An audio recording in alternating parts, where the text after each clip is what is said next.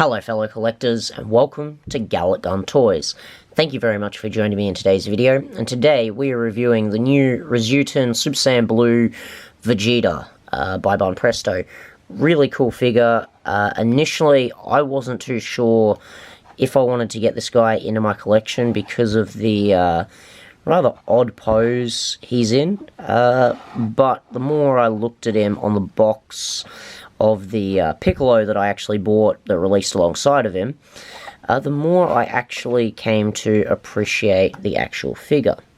Now let's get him off the stand and get a good look, because as you can see, it's a quality figure, it's a quality sculpt, it's just something a little bit different pose-wise. Me being the Vegeta fanboy I am, I should have jumped on it straight away, but it actually took me, I don't know, a week after seeing it in stores before actually going back and buying it. But I think that face looks really good. We're going to do a comparison with the Super Master Star Piece diorama father-son Gallic gun, because I have heard people suggest they may have used the same head from that, so it'd be reuse from that.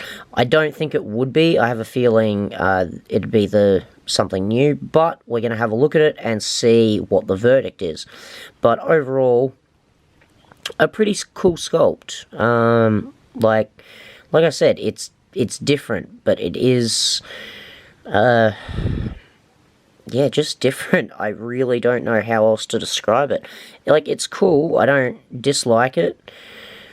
Like, all the quality is there all throughout. The shading is quite nice. Sculpt is pretty good. Like, if you look at the straps, you know, his straps actually look like they're bending. You rarely see that in Vegeta figures. Like, you don't see the straps bent up, like his shoulders fully arched, and that's just really nice attention to detail. I really appreciate that.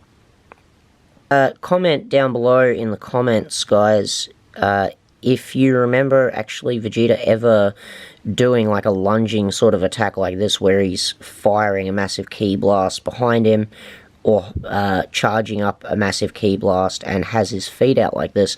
I can't remember off the top of my head while I'm doing this video. Maybe during the Tournament of Power, I don't know. Because there's a lot of scenes in there that were just kind of not the most entertaining. Like, the ones that were entertaining, I remember pretty much beat for beat. But you know, he could have used this in an episode I only watched, you know, 2 or 3 times, and just don't quite remember myself. But if you remember, drop a comment down below, let me know. But for sculpt and paint, I really can't floor this guy. The pose is a little bit odd, but at the same time, it's so different. So I really don't know. I'm a little bit indifferent to it, I think. But still a pretty cool figure. Like, all the quality is there. If you don't mind the pose and you can get around that, I think you're going to enjoy this figure. It's pretty cool. Okay, now that we've had a look at the sculpt and the paint, which is all phenomenal, and the only thing that's really a little bit off is that pose, but it's in the eye of the beholder. Some people may love it, some people may hate it. So he is about 6.5 inches tall, guys, from the bottom of the base to the tippy top of his hair up here, and that's pretty respectable considering how high some of the other figures in this line stand. Alright, now let's get into some comparisons quickly, and we will get on to final thoughts and score. Okay, so here he is in a comparison with the adult Gohan from the same line, and here he is with the Super Saiyan Gohan from the same line as well. And like I promised, guys, here he is in a comparison with the father-son Gallic gun Super Master Star Piece diorama. Now, on closer inspection, it's really easy to tell these are completely different head sculpts. There's quite a bit of differences between the two of them. Looking at them up close, they do kind of look a bit similar, but from the angle I'm sitting from the review stand while I'm recording this, they look so different, it's not funny. But I've had a really good look at them close up, and they are completely different. Completely different head sculpts, different things going on with the mouth, the eyes, just the cheeks, just everything, the hair. The hairs are completely different. Yeah, so definitely no reuse here. It is a completely original head sculpt here. So they have already like done this mold before, just with a Super Saiyan hair, so that it's pretty much just a repaint. I personally like the Super Saiyan Blue more, but I'm more of a Super Saiyan Blue fan than Super Saiyan. Like, we've got so much Super Saiyan, though we are getting quite a lot of Super Saiyan Blue figures these days. But if I have to pick, I'll go Super Saiyan Blue every day. Alright, now for final thoughts, guys, and my final thought is, I think this is a worthwhile pickup if you can get over that, like, if you don't like that particular pose.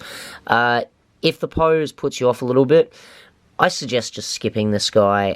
I personally like it and felt like I couldn't skip it because it's Gallic Gun Toys. We got to review this, don't we? And it has grown on me. I do like it. I think I'm going to give it... I think I'm going to give it a 9. I think a 9 is fair for the quality. I think the pose will throw a few people off.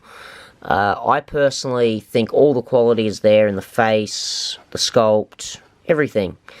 And I think it is deserving of a 9.